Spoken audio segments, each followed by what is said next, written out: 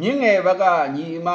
အကျွေးကိစ္စနဲ့ပတ်သက်ပြီးတော့ဒီနေ့ဖုန်းဆက်ပြီးမေးထားလို့ပါเนาะသူမေးထားတဲ့ပုံစံကိုဗရာကောင်းကောင်းသဘောပေါက်ပါတယ်เนาะကောင်းကောင်းလေးကြုံမှုပါတယ်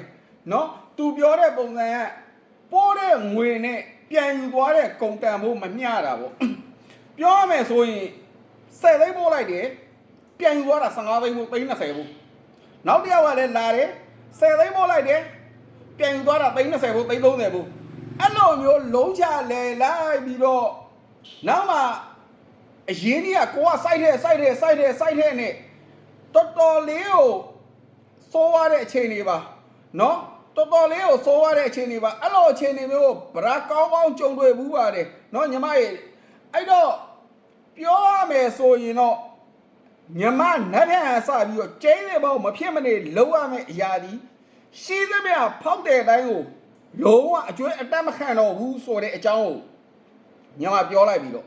ရှိသမျှဖောက်တဲ့အကုန်လုံးကိုငါကတော့စိုက်ရင်းပေးစရာအရင်ကြီးမရှိတော့ဘူးငါမှစိုက်တဲ့စရာအရင်ကြီးမရှိတော့ဘူးအဲ့တော့ငါအကျွေးဆက်ပေးလို့အစင်မပြေတော့ဘူးဆိုတဲ့အကြောင်းကိုညီမအကြောင်းကြားပါတော့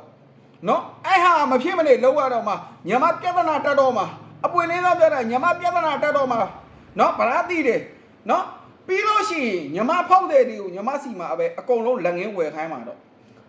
10သိန်းဖို့ယူရင်10သိန်းငွေပေးခိုင်းမှာ30ဖို့ယူရင်30ဖို့ငွေချခိုင်းမှာနော်အဲ့လိုစနစ်နဲ့သွားမှာပဲညီမအစင်ပြေမှာပါနှမို့ဆိုရင်အစင်မပြေပါဘူးပြီးတော့ညီမတွေးနေတဲ့အတွေးကိုဗရာတိပါတယ်ရှင်းမပေးထားတဲ့အကျွေးတွေရှိမယ်အဲ့ဒါကိုညီမလိုက်ပြီးတော့သူတို့ရဲ့ပြောနေတဲ့စကားတွေပေါ့ညီမရဲ့ဗရာဆိုအများကြီးကြားဘူးပါလေချစ်တီပြေတော်မှတို့ဟိုသားလေးငွေလွှဲမှတို့ဒီသမီးလေးငွေလွှဲမှတို့ဟိုချန်ကွယ်လေးရောင်းထွက်မှတို့ဒီတုတ်တုတ်လေးရောင်းထွက်မှတို့ညီမရဲ့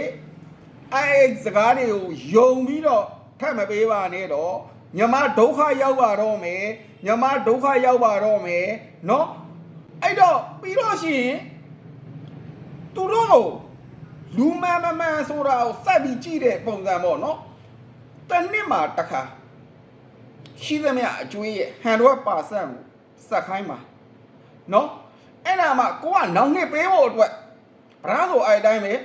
ဒီနေ့ဒီလူကိုအကျွေးသိန်း100ပေးလိုက်တယ်ဗရာအချိန်တစ်ခုမှအကုန်လုံးရှိသမျှအကျွေးဗရာစီလာပြန်ပေးရတယ်ပြီးလို့ရှိရင်โอเคနောက်နှစ်ကျရင်ဒီလူ100လုံးပေးလို့ရှိရင်နောက်နှစ်ကျရင်ဒီလူကိုဗရာ100လုံးအနည်းဆုံးချတယ်သူအခက်အခဲဖြစ်လို့ဗရာရေကူညီပါအောင်ဆိုရင်ဗရာ120 150တိုးတိုးပြီးသွားလို့ရတယ်အဲ့လိုတစ်နှစ်ကိုတစ်ကြိမ်100%အကျွေးဆက်တော့မှပဲဘလူကငွေမှန်လေဘလူကငွေအလုံးအရင်းနဲ့ပြန်ဆက်နိုင်လဲဆိုတာကိုညီမခွဲခြားလို့ရမှာပါဒီတိုင်းအုပ်ရောကြောင်ရောဆိုရင်ညီမအကျဲသွားလိမ့်မယ်နော်ဒုက္ခရောက်ပါတော့မယ်နော်ပြီးတော့တတိယအချက်ညီမအနေနဲ့အဲ့လိုမျိုးအကျွေးတွေကန့်တက်ပြီးသွားလို့ရှိရင်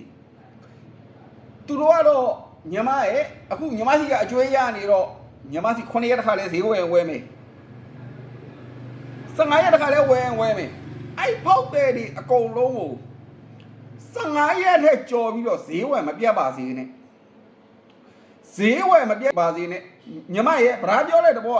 အဲ့ဖောက်တဲ့ဒီโอเคတရက်နေ့မှလာဝယ်တယ်โอเคနောင်ဒီလ15ရက်နေ့မှလာမဝယ်ညီမလှမ်းပြီးတော့ဖုန်းဆက်တော့ညီမလှမ်းအကြောင်းကြားတော့ညီမလေးရေဘာဖြစ်လို့အမားစီလာမဝယ်တာတော့ညီမအမြဲတမ်းလှမ်းပြီးအလန်းလုံးနေမှအဆင်ပြေမှာပါနှမောဆိုအဲ့ဖောက်တဲ့ဒီလူများစီကျင်းတဲ့ပေါက်ရောက်သွားပါလိမ့်မယ်နော်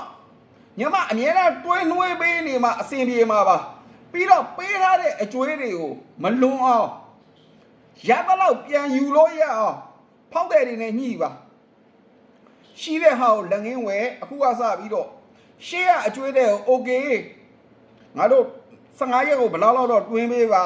တလားကိုဘယ်လောက်တော့တွင်းပေးပါစသဖြင့်ညီမအကြည့်ပြီးတော့စက်သွားမှာပဲအဆင်ပြေပါလိမ့်မယ်နှမောဆိုရင်ညီမကောင်းကောင်းကိုဒုက္ခရောက်ပါတော့မယ်နော်ဗရာအဲ့လိုအခြေအနေမျိုးကိုယ်တိုင်ကောင်းကောင်းလေးကိုကြုံခဲ့ဘူးပါတယ်နော်တခါတည်းတော့မကပါဘူးနော်ဆိုတော့ညီမရဲ့ပြန်ရှုံးပါရင်ရှိသမျှလူတွေကိုဖောက်တဲ့အကုန်လုံးကိုပြောတာနော်တယောက်ဆိုင်နှစ်ယောက်ဆိုင်ညီမတော့ထွင်းပြီးတော့မလုံးနဲ့မောင်ကြီးကယုံသွားလို့မောင်ဖြူကယုံသွားလို့အဲ့လိုသွားမလို့နဲ့ညီမပြဿနာတတ်မှာရှိသမျှဖောက်တဲ့တွေအကုန်လုံးအကျွေးအတက်မခံပါနဲ့တော့နော် သူတို့လက်ငင်းပဲဝယ်ခိုင်းပါတော့နော်ပြီးလို့ရှိရင်ညမတစ်နှစ်မှာတစ်ခါရှေ့လျှောက်အကျွေးတွေပေးလို့ရအောင်တစ်နှစ်မှာတစ်ခါဘလူကမှန်လဲဆိုတော့စစ်တဲ့အနေနဲ့ရှိသမျှအကျွေးကို100%ပြန်ဆက်ဖို့ပြောပါနော်ပြီးတော့ဖောက်တဲ့တွေကို15ရက်တစ်ခါဈေးဝယ်မပြတ်ပါစေနဲ့နော်အဲ့လောက်ဆိုရင်တော့လုံလောက်ပြီလို့တော့ယူဆပါတယ်ညီမကြီးနော်